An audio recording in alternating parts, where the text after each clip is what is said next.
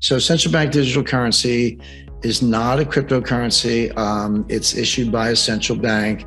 It's not going to be on the blockchain. Could be, but it's not. It's going to be. It has to be a ledger. But basically, a digital dollar, central bank digital currency, a digital dollar is still a dollar. A digital euro is still a euro. A digital yuan is still a yuan. So it's not really a new currency. It is a new payment channel. It is a new way of distributing the currency. And by the way, China's gone full speed ahead. China already has one that's in the pilot program stage. If you were at the Winter Olympics in last January or February rather, you had to buy your tickets and your meals with the QR code on your iPhone, which was a digital yuan.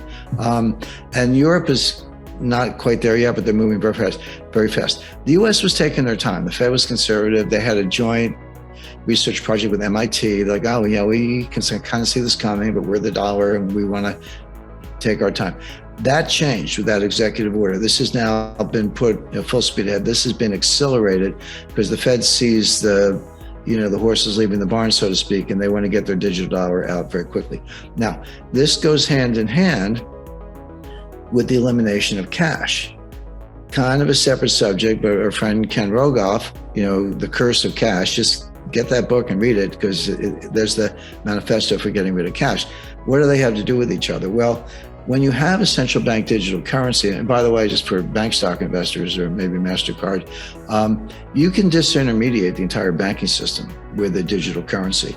So the way right now, I go to buy, I bought a candy bar in an airport yesterday. I used a credit card. Well, so I'm the customer, buy the candy bar, pay for it with a credit card.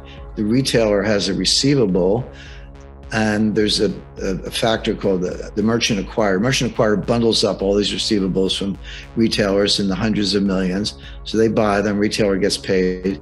They then deliver them to MasterCard or Visa and say, pay me. MasterCard and Visa pay the merchant acquirer. And the merchant acquirer, the MasterCard and Visa distribute the receivables to the banks that issued the card. And then my bank sends me a bill and I pay the bill.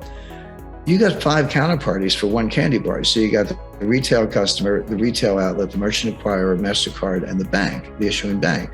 And the fees are like 3%. So do we need 5 financial intermediaries or system participants at 3% fees to buy a candy bar? The Feds would say no. I have an account at the Fed, and so do you. And if I owe you money, I just click my account and it shows up in your account. It's like Venmo, except the Fed's in the middle. Now, the Fed won't actually disintermediate the banks because the Fed was created in 1913 for the sole purpose of propping up the banks. Forget about dual mandate and all this green, energy, all that stuff. They're just there to prop up the banks, and that's what they do.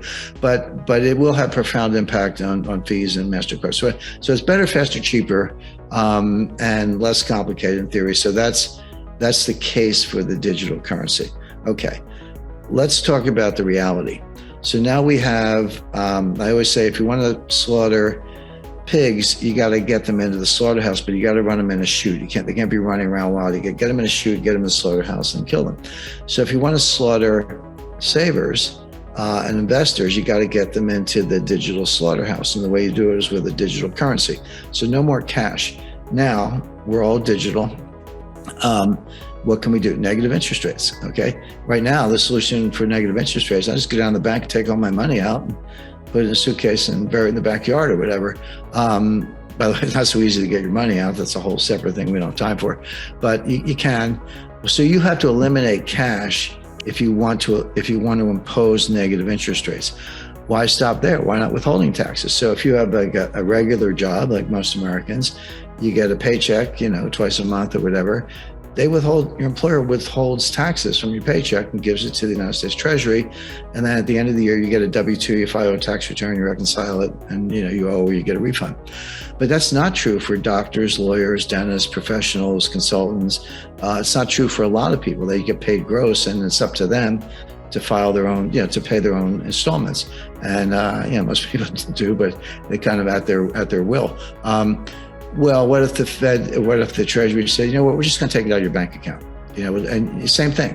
We're just going to take it out of your bank account, send you a new form of, CBDC the CBDC, central bank digital currency 1099, with the amount we took out of your account.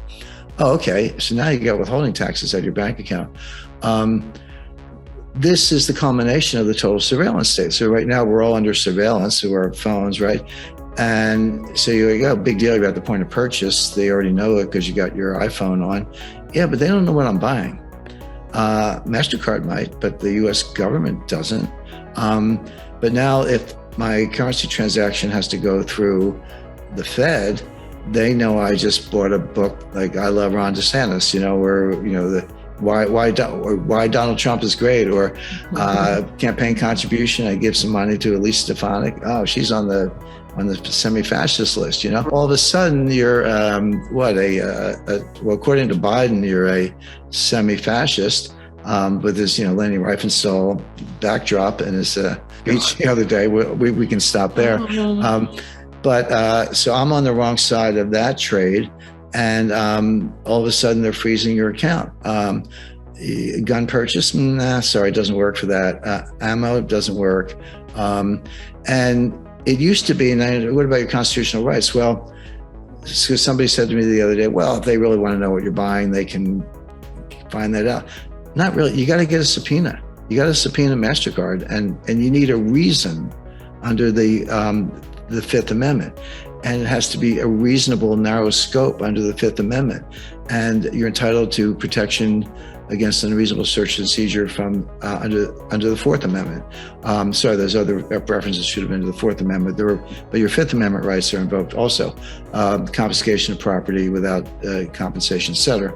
So, Second Amendment, right to bear arms, First Amendment, freedom of speech.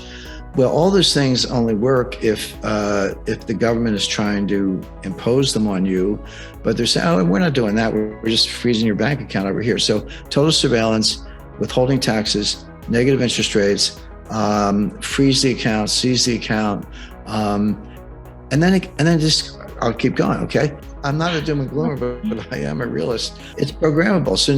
So Trump had $1,400 and $600 COVID relief checks, and Biden had a $1,400. We all get a $1,400 check, right? But now they'll send it out in a digital form, and they'll say it's only good for 30 days. Because we're a little, use it or lose it. We're a little bit worried about aggregate demand here, so we're giving you the money, but you got to spend it in 30 days or it disappears. Or just do it to your bank account. It doesn't even have to be a new check. We're gonna whack your bank account, 1% a month. Not as a negative interest rate, but if you spend it, we won't. So the applications of this are horrendous. It's all straight out of George Orwell. And if you take away cash, then you don't have a workaround. At that point, the only workaround is gold, silver, and real estate's a good store of wealth. I think it'll do well, but you can't spend it. The history of money is interesting, as you know, but people are really good at inventing new forms of money if the old forms don't work. And it's not just the collapse of confidence or, the gold standard or whatever. It's just like in the Great Depression, there wasn't enough money. So towns minted wooden nickels. When I was a kid in the 50s, they said, don't take any wooden nickels. Like, oh, I haven't seen any. But in the Depression, it was legal tender, not legal tender, but people accepted it. And so people will find a way to create new forms of money. So if they outlaw cash and everything's digital and they're doing all the nasty things I described and worse, and by the way, Steph, again, I'll be really brief, just to give concrete examples. In China, everyone has a health code. It's digital QR code. You're red, yellow, green. Red means you have COVID. Green means you're okay. Yellow means you have a test, but you're awaiting results. But everything you can do is affected by that. If you're red, you cannot get on a train. You cannot buy a plane ticket, et cetera. So, okay, then separately, a mortgage in China, the way it works is you take out your mortgage, you sign the mortgage note and the money, and you put your down payment down, but there's no house. They then use the money to build the house and deliver it to you. But people get mortgages on houses before they're built. In effect, you're financing the developer. But what happened was the developers stole all the money and they got all these unfinished houses. But the banks are saying, hey, you still got to pay the mortgage. Sorry, you signed up. So now there are mortgage strikes in China, and they're spreading. So about a month ago, a bunch of Chinese from one province were going to take a train to another city to join a mortgage strike protest. Guess what happened? The health authorities switched their codes from green to red. They switched the COVID codes, nothing to do with the mortgages. 5 days ago, the state utilities in the state of Colorado took control of people's thermostats externally.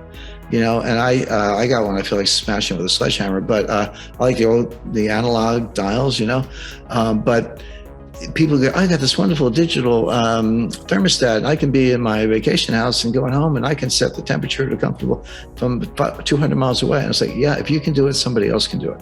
That's the point. And this is the Internet of Things, but the Internet of fascist things.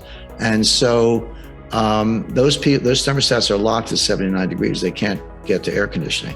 Of course, California said we're banning internal combustion engines in 2035. You got to buy electric vehicles. And 5 days later, they said, by the way, don't charge them because we're.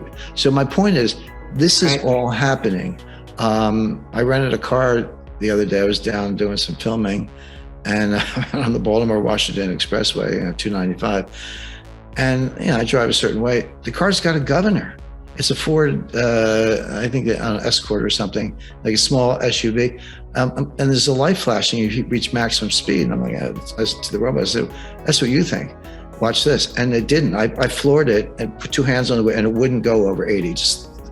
So I had a robotic governor on my car. It's like, okay, but that's dangerous. You're merging guys going 78. You want a little oomph to get ahead of them. But this is happening, and it's happening to money, and it will. This is the secret hidden agenda of the digital currency. It's all true. I can give you concrete examples. It converges, as you described, with the elimination of cash. Get ready. And we can only hope that we can maybe get some new politicians or find ways to resist.